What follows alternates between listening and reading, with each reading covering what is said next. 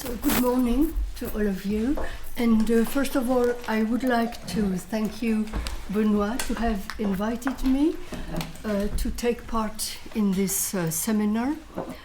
And what I have talked with Benoit, and we have decided that I would present you a sort of general economic, political background to better understand this site-specific trend here in Valais. And this sort of overview I am proposing to you is based on my own experience as an ethnologist here in Valais, and it is based mainly on my fieldwork here in Valais, because I did, and I'm still doing my research on masks, which is a so-called typical traditional object, and that's very difficult to deconstruct and to analyze this construction of tradition through such an object, and also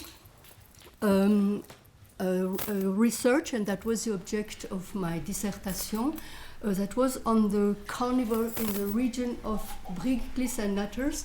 That is a ritual process which is based on the relations between villages and cities, and also the staging of ritual identities referring to local history and proposing a sort of model of relations in a very conflictual situation. But that was just to show you the context of my work. And from this field work, I have taken out three, for me, very important elements, and I think that's the reason why Benoit has invited me to talk to you. And the first element which has come out of my field work is the fact that all these masks and carnival and disguises and also symbolic practices here in Valais are captured into a sort of net of pictures, net of images, which has a very long history. And here we must consider Valais inserted in the alpine context. So really Valais, what does it mean? That Valais is an alpine region. And this set of images, that is a sort of play of images which has two faces. On the one hand, you have images, and Benoit has mentioned that, you have images, roles, expectancies, which are projected on these alpine societies from urban centers, and particularly since the 16th century, since the Renaissance. So you have this movement of projection on these alpine societies, and that's the other face, and we must think these two faces together. You have the active reception of these images by the alpine societies, and this active reception, I have called it a play of differentiated appropriations, very conflictual, because the cloth in which all these images are integrated is diverse, is very traversed by conflicts, and that is this sort of game which first I discovered on my fieldwork, and I think it's very important. That's the first thing, and in French we say rétroaction, and I think now it corresponds more or less to the notion of agency, which comes from post-colonial anthropology, subaltern studies, and agency, rétroaction, that is the active reaction in a situation of domination and in power relations, and that's very important. And I think there is a sort of creativity, possible distance, a sort of jeu, a play, a game which is possible. And the second very important thing, of course, is to put back these images with projection, reception, in the economic and political matrix. That's very important for ethnologists. So this sort of historical, conflictual relations between Valais and particularly two big cities which are a bit Sodom and Gomorrah for people here, for politicians here in Valais.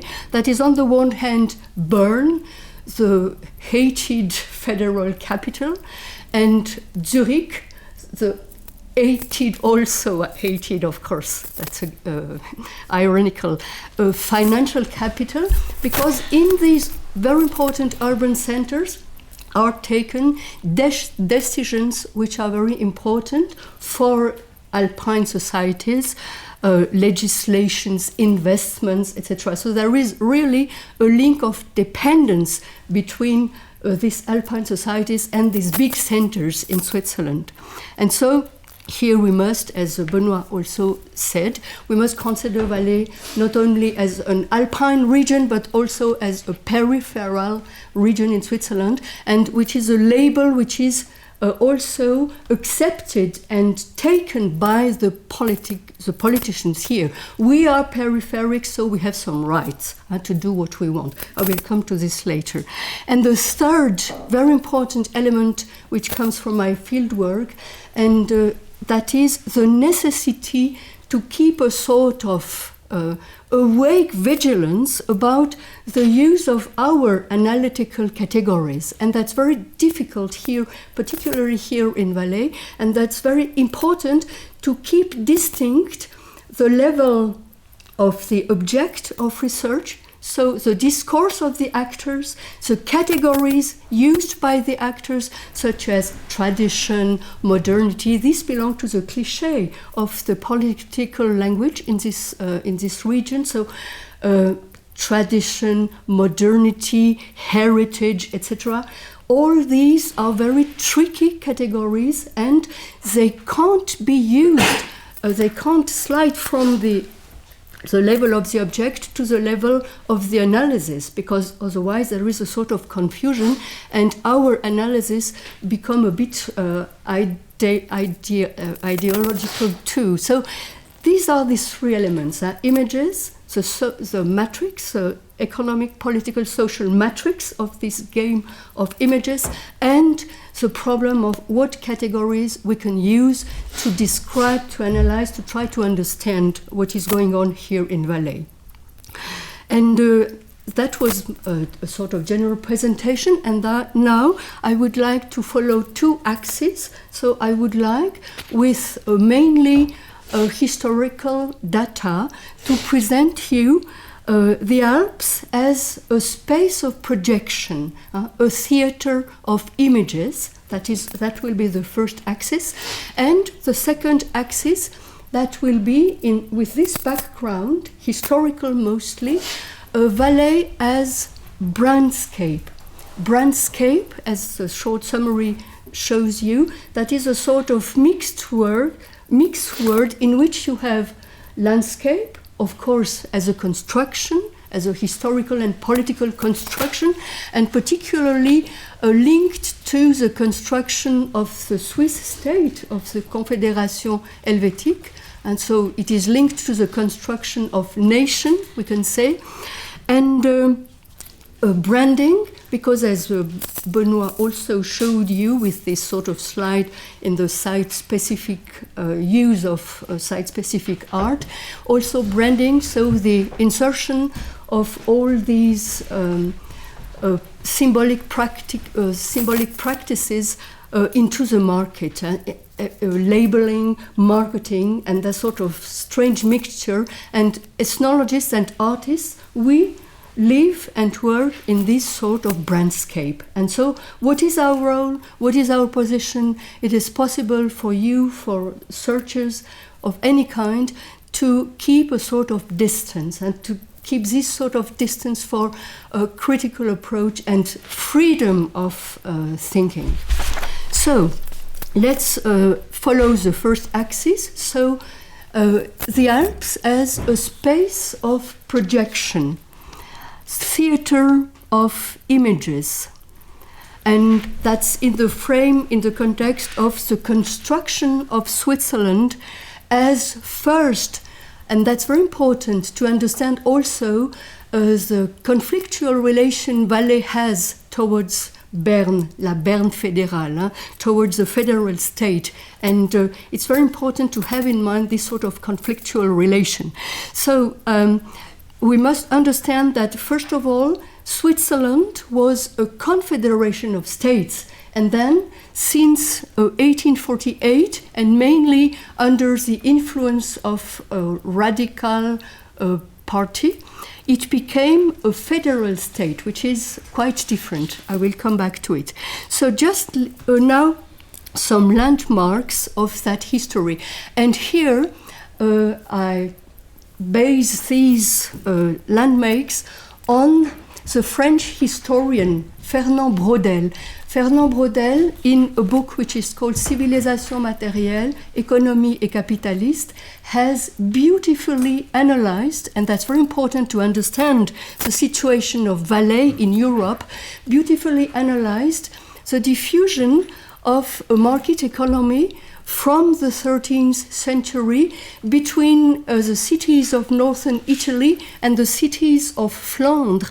These were, for Braudel, pre-capitalistic areas, and since the 13th century, so through merchants, through bankers, through pilgrims too, you had a sort of market economy which threw a sort of net all over Europe. And Valais was taken in that net, of course, because of the alpine passes, Saint-Plan, Grand Saint-Bernard, that was very, very important. So Valais was really very early in the history, taken in this sort of European circulation of goods, of men, of ideas, of pictures. Really, that is a zone of passage, very important, strategic. So, importance of the alpine passes, Le Gothard, and that's very interesting to notice that Switzerland was born around the Gothard. Independently from all the myths, which come always later to try to understand back what happened and to give a sort of golden aureole to that. And so Switzerland was born as a political entity cut out into this big and larger market space in the 14th century, and that was around the Gothard because because of this developing of the market economy, of course, the three alpine cantons, Uri, Schwyz, Unterwald, which were controlling the main passes and especially the Gothard, they built a bridge, Le Pont du Diable, that is a very historical and symbolical bridge over the Russ, because there were it was impossible to go through this sort of river that was very steep, etc. And so they built that bridge to have contacts with this economy, with this European market, and at the same time, they were supported in a sort of union by the cities of the Plateau Suisse. So Switzerland was born at the beginning from the union of three alpine cantons having a decisive controlling role in this market, with the cities of the plateau such as Zurich, Lucerne, Bern, and that was a sort of alliance based on common interests. We want to take part in this European market economy. And then, of course, that was very conflictual, and little by little, so more territory was gained over the environment, and little by little, Switzerland grew up until its present shape. And then that is just for the context. And in this context, Valais was important because Le Col du Saint-Plan, the Simplon Pass, that's very interesting. And I got this information from Braudel and a disciple from Braudel, that was the Swiss historian Bergier, who rewrote the history of Switzerland and attitude during the Second World War, and he was a disciple and a student of Braudel. And Bergier, I found this information in his book about the Alpine passes. He wrote that in the 13th century, merchants from Milan asked the Bishop of Sion to improve the way up to the Simplon Pass because they wanted to have access through Valais, through la Vallée du Rhône, to the fairs of Champagne in the east of France. And the fairs of Champagne, that was really the link in the 13th and 14th century between Northern Europe and Southern Europe. And Valais was traversed by all this circulation of people. And that was a want from Milan, from merchants. And then, I will come to it quickly later, Napoleon, that was Napoleon who really improved the way to Grand Saint-Bernard and to Simplon, because he wanted for his army a secure way for his campaigns in Italy. So you can see how strategic these passes are. And now, to come back to the idea of espace de projection and the Alps as espace de projection. So from the 16th century, from the Renaissance, you have travelers, you have naturalists looking for curiosa, for their cabinets of marvels, of curiosity. The Alps was such a territory to explore too. Writers, of course, very famous, who wrote their impressions. And in this process, you have, and I insist on that because I think there is a possible relation to make between today's trend here in Valais for site-specific art. Why is it such trendy now to have this sort of contemporary art?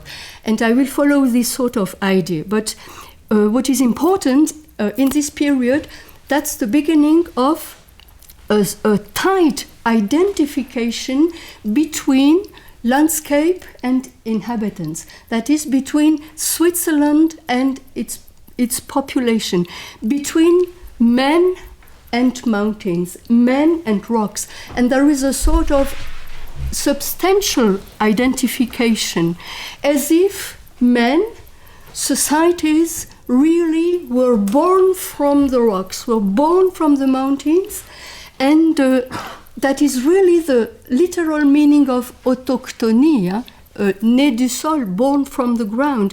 And there was, and the Swiss chronicles played a very important influence in the creation of what became a cliché, this sort of substantial assimilation of populations to their landscapes, and this sort of almost substantial physical link between these two entities. And so you have some, and that's the title of Benoit's research, you have some expressions in the 16th centuries. Chronicler Johannes Stumpf, he writes about das helvetische Alpenvolk, le peuple alpin helvétique, helvetical alpine people. And 1 century later, the naturalist Johann Jakob Scheuchzer, he has created the expression Homo alpinus helveticus. So you have really the legitimation through scientists of this sort of substantial identification between landscape and men, population. And then you have, we are entering the Romantic age, you have 18th century, the concept of Hirtenvolk, shepherd's people, le peuple des bergers, from the Berner patrician Karl Victor von Bonstetten. And so you have this identification between men and rocks, which is reinforced at the end of 18th century, because at that time you have a converging movement between this sort of all the romantic ideas and also the rising of nationalities. You have the collusion between romantics, nationalities, and also the rising of bourgeoisie, la classe bourgeoise, who built the nation state, l'État-nation. And in this context of a search, each country in Europe is in quest of national antiquities, des antiquités nationales, so imaginary roots, looked very far away into the past, sometimes invented through frauds, but it's very important to have such long roots to create this imagined community, which is a nation, a completely imagined and constructed community. And so here in this context, Alpine societies are seen as the living incorporation of this mythical idea of peuple des bergers, Hirtenvolk, shepherds people, because they are considered, I will come to it later, because again that's ideology, they are considered as having remained on the fringe of history. And you have the development of an imaginary of the lost Valais, and the Valais which is so suspended out of history, out of time, and which has been preserved in a sort of miraculously in a sort of original purity. That's really the myth. And so this sort of imagined community, and particularly in the conflictual time after the constitution, the radical constitution of 1848, this image of the imagined community was really used and forced into the people as a model of national identification. And here you have the conception of the nation in Switzerland, which is a bit near to the ethnic nation à la Max Weber, because for Max Weber, the German sociologist, ethnicity, that is an identity which is defined in terms of anchoring into a territory and in terms of origin. And Switzerland, the conception of nation in Switzerland is a bit a mix between the French conception, la nation contrat, as a contract, and the German nation as a sort of essence, Volksgeist, Volkstum, etc. And Switzerland is a bit in this converging point of these two views. And now, just to remind you of the influence of the theater play by Schiller and Wilhelm Tell, because Wilhelm Tell, with all this myth dramatized in a beautiful language, was diffused all over Europe, and so identification, men and rocks reinforced. And of course, this idyllic image occults the diversity of Alpine societies, and also the inequality among Alpine societies, inequality for what concerns the access to the propriety of land and cheptel, of course. So that was completely occulted by this sort of myth. And just to finish with this presentation, an important influence came from a Prussian doctor, Johann Gottfried Abel. And Johann Gottfried Abel, this Prussian doctor, visited Switzerland and all the Alpine regions at the end of the 18th century. And he wrote what can be called the first touristic guide in the history of tourism. And he wrote two books, Description des peuples montagnards de la Suisse, and that was 1789, 1802, and that was followed by Manuel du voyageur suisse, and that was 1810. And why am I quoting this? Because for him, and that's very important for the following, for him, mountain people are the remains of primordial humanity, mankind, primordial mankind. And in German, in the German language, you have a prefix which contains this sort of mythified view of the origin. That's two letters, Ur, U-R, Ur-Schweiz, Urmenschheit. And so this Prussian doctor was the first really to diffuse this idea of social alpine societies as being Urmenschheit, primordial mankind, and he contributed, because his book was of course read all over Europe, he contributed to, which is very important now for the political language even of today, politicians here in Valais, he contributed to an archaization of alpine societies. And that's very important because that was still the Romantic period. But then, with the 19th century, with the consequences of the Industrial Revolution in Switzerland and partly in the Alpine regions, all over in Europe, you have the diffusion and the creation of this État-nation, nation state, through the bourgeoisie. And linked to the bourgeoisie, you have, of course, the idea of progress, technical progress, economical progress, etc.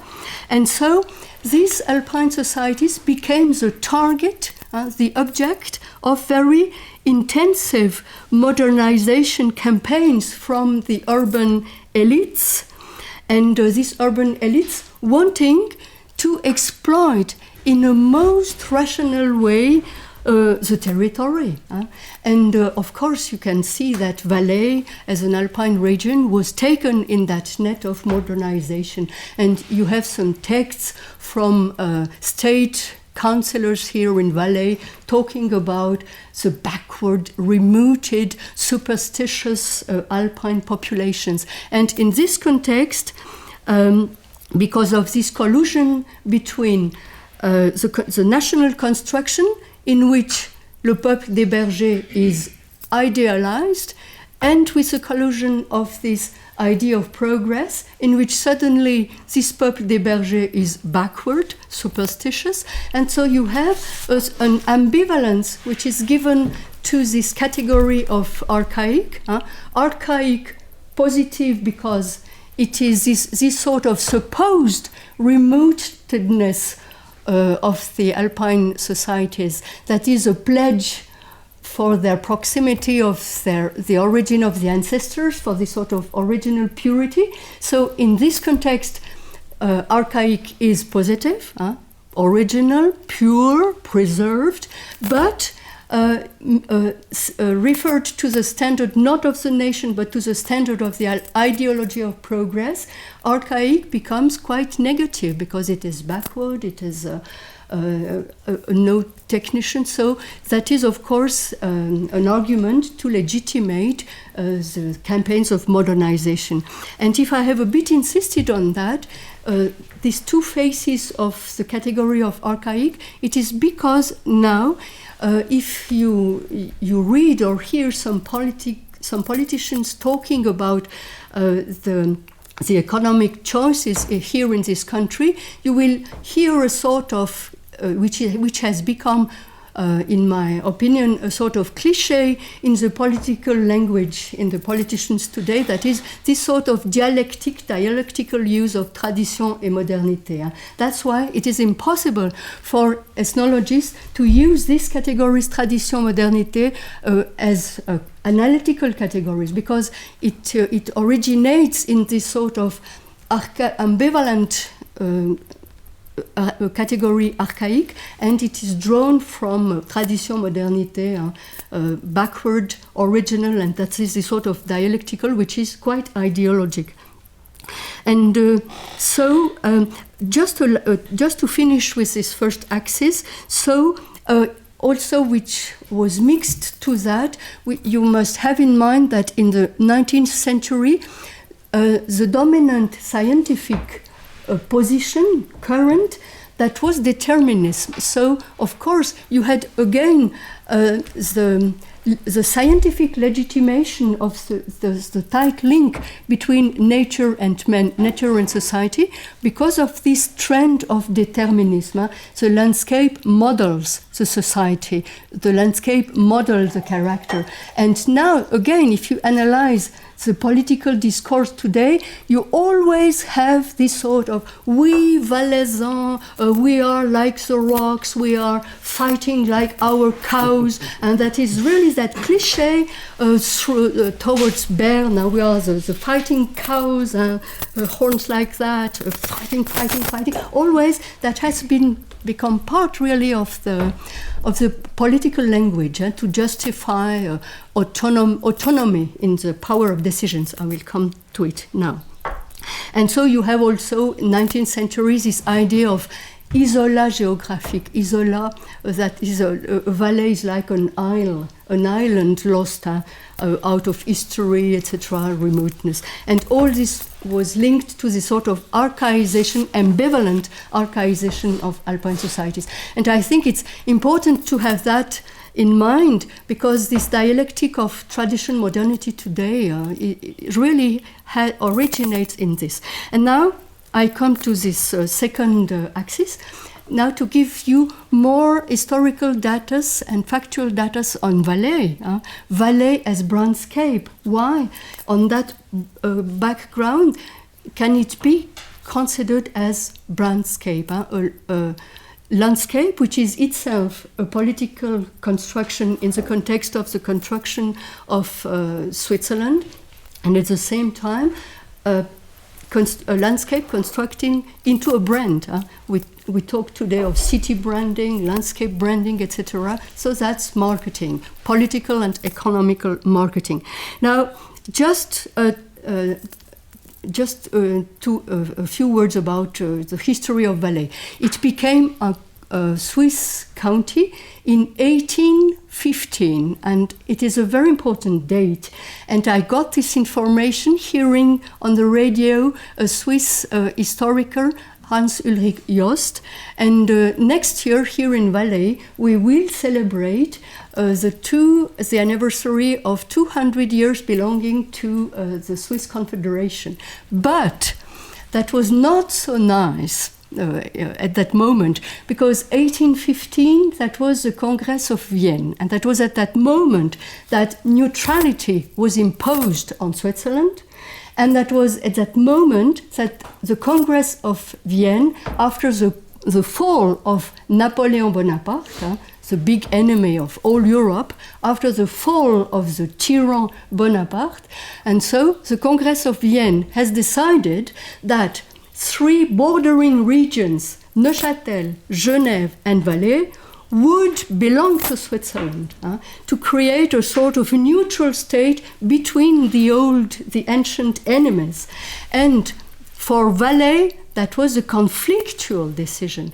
The German-speaking part didn't want to go into Switzerland, and the existent counties in Switzerland didn't want so much to get new counties such as Valais or Genève or Neuchâtel. So that was a bit of a forced union, a bit imposed from the Congress of Vienne for strategic reasons, because, as I told you, Napoleon Bonaparte, when he was general and wanted to have his campaigns in Italy, les guerres d'Italie, he improved the way to le Grand Saint-Bernard, to le Simplon.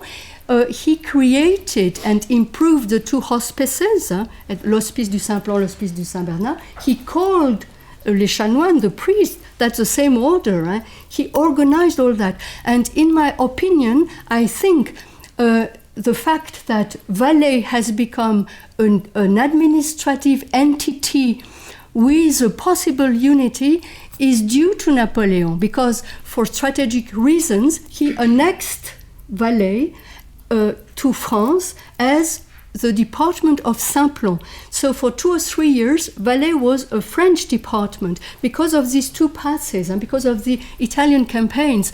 And so that was an administrative unity which forced au Valais, German-speaking part, bas Valais, French-speaking part, to speak together, to be together, and to become a sort of entity. And so from 1848, the relations between Valais and the federal state became and still are conflictual, because the federal state of 1848 was the result of a radical victory of radical, mostly Protestant counties in Switzerland over Catholic counties, among them Valais. And that was really the sort of antagonism between Valais and Bern has a long, long history, and also based on the fact that in Valais, and that is particular to the history of Valais, the emergence of the power of decision of the local communities towards the feudal power, such as the bishop, the church power, and then the federal power. There is a long history of this sort of fighting between the will of the local communities to take their own decisions, to rule their own territory, and to have always the pressure of the legislative state coming from above. And there is here, I would like to mention a fantastic book which is not so much read in Valais, unfortunately, and that was written at the beginning of the 20th century by an autodidact, a fantastic inhabitant having to leave La Vallée de Bagne, Verbier, La Vallée de Bagne, you know where it is, because there was a bankruptcy in his family and he had to move, to emigrate. That is Louis Courtion, and he left at 16, 17, and he went on Péniche. He did all sorts of small jobs, a bit like Jack London. And then he went to Brussels, to Paris, and he was engaged in newspapers, he wrote some articles, and then he came back to Geneva, and he was a redactor of the Journal de Genève, very radical, and he wrote this book about the country he left, Le Peuple du Valais, and I think, in my opinion, he has analyzed the political life in Valais so beautifully that it can give us keys to understand the conflictual life today, and especially concerning les lois d'aménagement du territoire. There is a big conflict now between Le Valais and Bern because of this federal legislation. And I just want to explain to you, according to him, the dynamics, how he analyzed at the beginning of the 20th century. We were in the time of the evolutionist ideology, progress, etc. And the ethnologists were not at all interested by the present life of the people, and they just talked about the quest of origin, survivance, archaism. And so this independent mind analyzed Valais beautifully, and I just want to present you his analysis of the political dynamics. So why, and it helps us understand why there is such historical and present conflicts between Valais, the state Valais, and which is captured between two forces, the force from below. Louis Courtion calls this le mouvement des clans, the local communities which want to keep their power, and the pressure from above, the legislation coming from the canton, coming from Bern, because which is particular to Switzerland, and to understand the political life in Switzerland, you have to have in mind that we have three levels, judicial levels, the communal level, the cantonal level, and the federal level, and there is a distribution of the competencies of political decisions among these three levels, but with a principle that, which is called the principe du droit supérieur. It means that the level above is stronger and has a decision compared to the level below. And that's really the conflicts Valais has with Bern is that, because they want, and that's they want, and I will come to the notion of autochthonous and autonomy now to conclude. What they want is to justify, to try to find a better principle of legitimation to have to keep and preserve their local power of decisions, and even if it is not legal, because of this principle of the superior right. And there is really this conflict between the communal right and the cantonal right and the federal right, and the state Valais is really a sort of hostage between these two. And that's why some state councillors are more or less very skillful in trying to play between these two forces. And all the conflicts we have at the moment in Valais, such as l'aménagement du territoire, la Lex Weber, and to restrict and limit the number of secondary residences, to limit the moth-eaten territory, and le mitage du territoire. All this really is a conflict of interests, and which is regulated by this conflictual system. And if you add to that the direct democracy, you can imagine the sort of complex life it is. And I think I have a bit insisted on that because I think that that is in this sort of class of social and conflictual relations that there are two categories. I come back to the relation between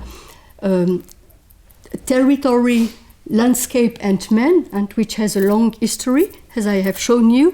And I think that if we analyze the discourse of the politicians now, they always argue of the fact that they are autochthonous, and they construct in a rhetoric way a sort of equivalence between autochthonous and autonomous. So as we are autochthonous, we have the right to autonomy, we have the right to be against any sort of regulations. And so that is the liberal orientation of the economy here in Valais. So we can sum up with this word: we have the right to concrete. We want to replace grass by concrete, but that's our right, because we are here, the people from here, and we want to decide our own gestion of the territory. And this burning subject of l'aménagement du territoire. And you have a lot. That's very interesting to analyze where are the conflicts today. That's always how is it possible to take part in the big market, and now everybody agrees about it, but where the conflicts occur, it is when it is a question of getting back the benefits of this participation to the big market.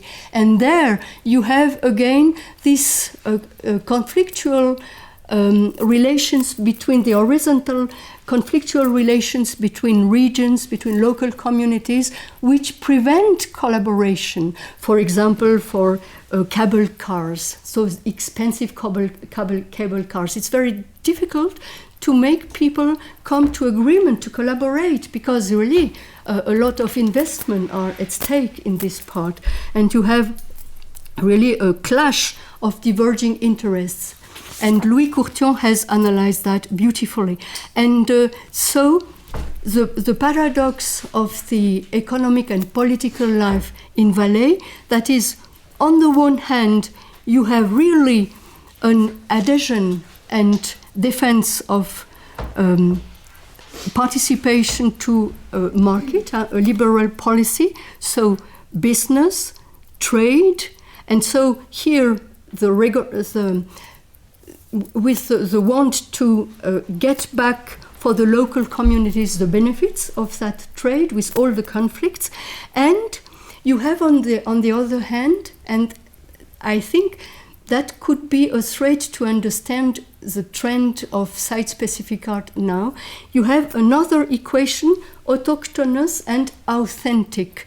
Because autochthonous and autonomous for economic decisions, and autochthonous and authentic to that's the touristic marketing policy of Valais. Label for wine, for products of the terroir, etc., landscape.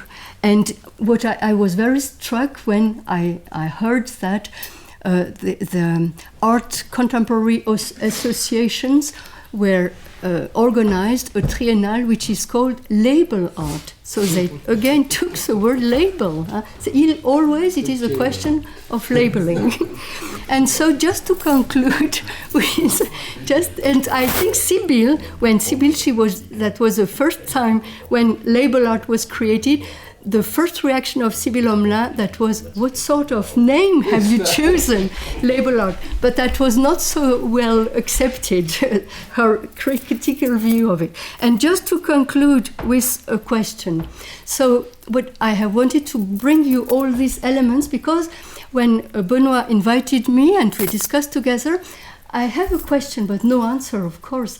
And my question was, is it possible to make a link, and you are specialists about this sort of site-specific art, is it possible to make a link between the present boom we are observing in Valais, this acceptation, that's wide acceptation by local communities of this form of art, site-specific, is it possible to bring that into relation with this old historical link which so tight between landscape and man, and underneath, isn't there a similar conception of local identity which is still and again defined as a sort of substance, a sort of a tight identification between territory and society?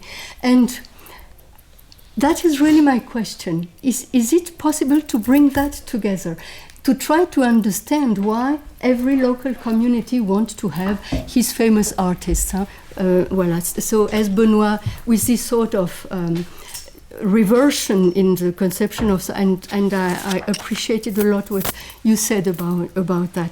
And so just my last question, I would like to end with a quotation of this French historian I admire a lot, Fernand Braudel. And in his book about La Méditerranée, he has, in my opinion, a very good definition of the mountain. I say it in French first because it is his language, and then we will translate it into English. La montagne, une fabrique d'hommes à usage d'autrui. So, mountain, Alps, a factory of men used for the use of others. And I think that artists, anthropologists, we are part of the object we are studying, or we are part of the place where you are intervening. I'm part of the place where I'm studying. And really my question, and I think it's a burning question, say what position is it possible for us to have in such of brandscape? How is it possible, being very vigilant about the categories we use, to keep a sort of distance that is just what is at stake, that's free thinking? So, well, I thank you for your listening.